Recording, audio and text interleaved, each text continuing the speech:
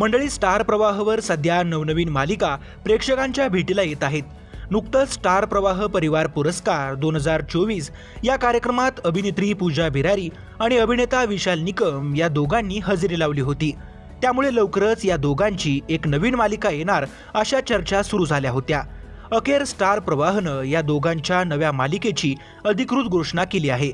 वेड लागलं प्रेमाचं असं या दोघांच्या नव्या मालिकेचं नाव आहे। स्टार प्रवाहनं या मालिकेचा नवा प्रोमो नुकताच प्रदर्शित केलाय।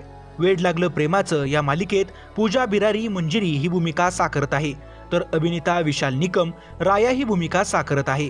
त्याचबरोबर या मालिकेत ज्येष्ठ अभिनेत्री नीना कुलकर्णी या जीजी हे पात्र साकारणार आहेत, तर अतिशा नाईक या काकी ही विलनची भूमिका साकारत आहेत। त्याचबरोबर ज्येष्ठ अभिनेते उमेश दामले देखील या मालिकेत झळकणार आहेत। वेड लागलं प्रेमाचं ही मालिका प्रेमातल्या वेडेपणाची साक्ष देणारी असेल।